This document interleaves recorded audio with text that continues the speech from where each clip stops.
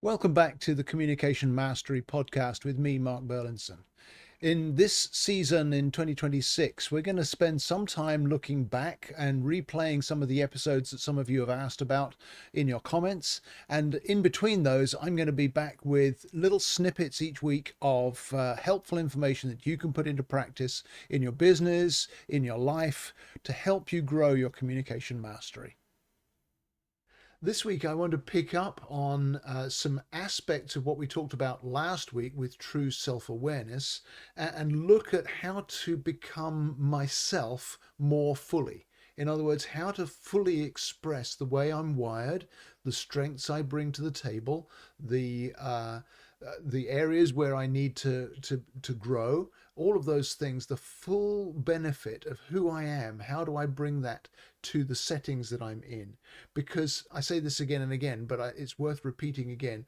You're not a profile, you're a person. I'm not a profile, I'm a person. It's good for me to recognize that my profile shows me a lot about myself.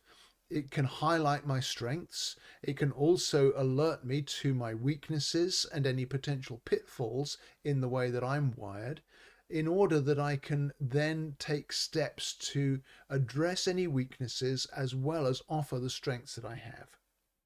And so when I recognize that, then I will begin to be aware that there will be distress at some times where my preferred languages won't be as valuable in a setting, or maybe they're less applicable, or maybe I'm in a season where they're less understood by those around me.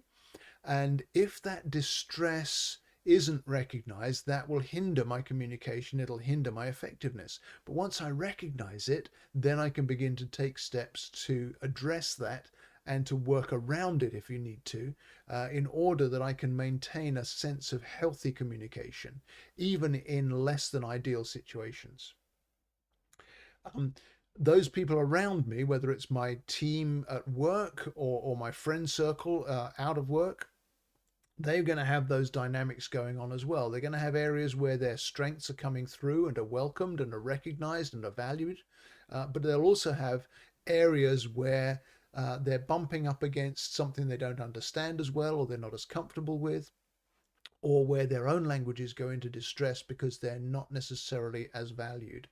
And so, if the people around me have those dynamics going on as well, I can be a benefit by understanding those dynamics in my own life, as well as knowing and understanding how it's operating for those who differ from me. And when I can understand that, I can be so helpful to others. I think of several friends that I know who've worked with me over many years now to understand their own life language profiles, their communication style blend. And they're much better now at pulling out how to help others to navigate those kinds of dynamics. What's in distress? What's coming forward in strength? How do I navigate those differences for the benefit of the situation, for the benefit of the team, for the benefit of the family, whatever the setting may be? And the best scenario in any setting, but particularly in the workplace, is to build a picture in my own understanding, particularly if I'm the manager or the leader of the team. But even as a team member, it's important to do this, to build a scenario, a picture of each one's strengths, what each one brings to the table, what each one has to offer, and to acknowledge and recognize where those strengths may actually trigger distress in another, whether it's in me or in somebody else. And so helping one another to avoid unnecessary distress triggers, but also to process the ones that still come up and recognize it's not because a person who's different is against me, it's just because they're different. And it's a little bit like people who are multilingual, and they sort of slip into their first language while talking to somebody whose first language is not that language. I have a friend who's originally from Brazil, so Portuguese is his first language, but he speaks fluent English. And just occasionally in conversation, he'll come out with a Portuguese sentence and go, "Oh, I'm sorry, English," and then he'll say it again in English.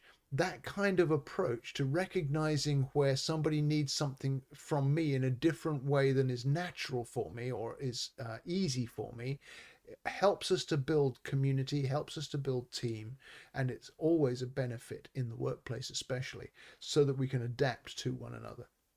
So I build that picture of each one's strengths and also acknowledge where it may trigger distress in others. When we have those pictures, those maps, if you like, of the communication styles in our team and in this group, then we can begin to navigate correctly in order to reach the destination that we're going for. The worst case scenario is when you see distress triggered and you take it to be a personality issue, something that's maybe fixed or unchangeable, or is being offered with malice or with ill will. When we do that, then that causes division unnecessarily, and that is always an unhealthy place to stay. We need to look at that and identify that when that sort of dynamic comes into play and say, hey, this isn't going to help us. This doesn't help me, but this doesn't help you either. Let me look at what strengths are behind the distress and see what we can draw out to bring the positive into the picture rather than simply reacting in the negative. We've said it many times before in previous episodes, but when we simply live in distress, then all we end up doing is lobbing distress flares at each other and making the matters worse. Whereas distress flares are always an invitation to help and to make a difference. And we need to adapt in those kinds of ways to recognize or to learn, actually, is more important, to learn what is necessary to reduce that distress for that specific communication style, for that specific person in that specific moment. Individually, each of us needs to take responsibility for our patterns, the way that we're wired, and the way that we respond to others around us. And we need to choose what's best for the others in the situation or for the team. We need to choose what's best for those that we're working with, whether it costs me or benefits me. Sometimes there's advantage to doing what's best for others, for me as well. Other times there's cost to me for doing what's best for others. But in the end, the team benefits when we all have that attitude of we want to see success here. And in order to see success, we have to do what's best for the others around us and not just fight for our own corner. It doesn't mean that we give up our needs or ignore our own wiring, but it does mean that we need to bring the strength of that to the table rather than just the lack or the emptiness that comes from distress. And that's what we call character. When I choose to do something that maybe costs me, but is going to benefit the task or the strategy or the team or the goal, when I do something that costs me to get us to a destination that we all want to get to, that is always a benefit. And I grow when I grow my character in that way, because communication without character is never going to bear fruit. But communication with character is always the strongest way to operate, whether in business or in the wider community. So someone who's internalized all 7 of the communication styles, they've learned the details, they've learned the facts, the qualities, the characteristics, and who's practiced at identifying them in others as well. That's the key thing that I find people miss out on again and again. They understand themselves, but they haven't practiced identifying what's different about this person that I'm relating with. What's different? What does this person need that I need to kind of pull up from somewhere deeper inside of me because it's not at the forefront of the way I come into communication. If I can learn to adapt to those around me in that kind of way, then I can bring the most valuable styles to the forefront in any interaction or for any challenge or for any need.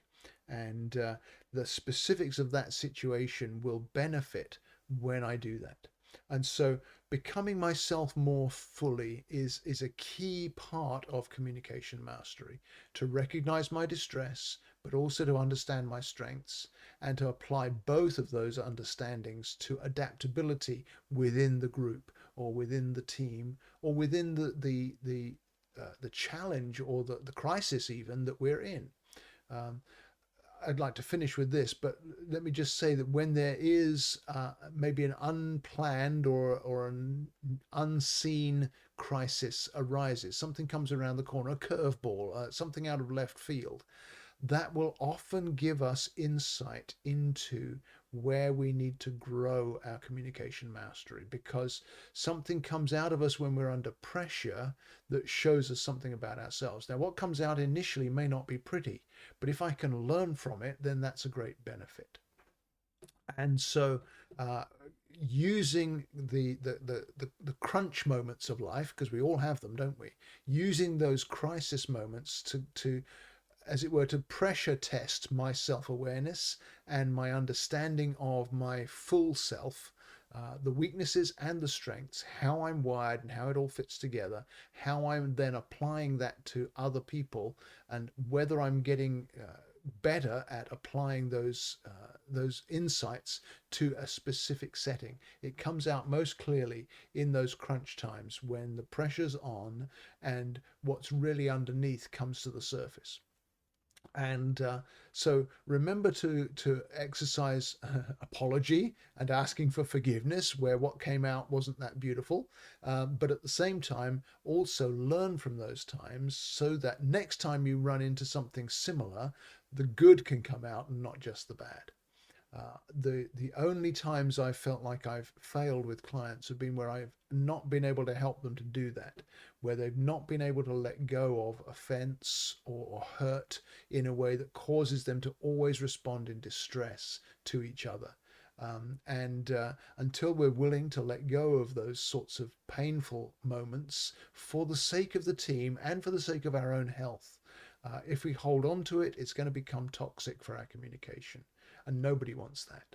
So I encourage you, take a look at the last time you had a crunch point in a communication and see how can I use that to give me a deeper awareness of how I can become myself more fully, to apply not just my strengths, but also what my weaknesses show me in order to be a more effective member of the team, a more effective leader, a more effective family member, in whatever way it is, whatever setting you're looking at. Use those insights to grow and become yourself more fully. Hope that's been helpful to you. Drop me a line through my website, go to my contact form, send me a message. Let me know how that was for you and how you're going to apply some of those insights in the weeks ahead. I'd love to hear from you, and also remember to let me know what you'd like me to mention and what you'd like me to focus on in future episodes. I always enjoy hearing your feedback so that we can make sure that this Communication Mastery podcast really scratches where you're itching and gives you value going forward. I'll see you next week. Thank you so much for listening to today's episode. It would mean a lot to me if you'd rate and review the podcast so it helps more listeners to find us. But also, would you give me your feedback on things you'd like to hear about in future episodes?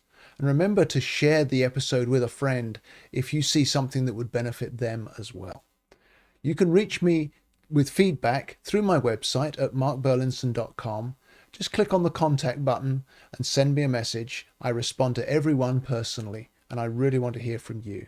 So thank you again for listening, sharing, reviewing, and giving me your feedback.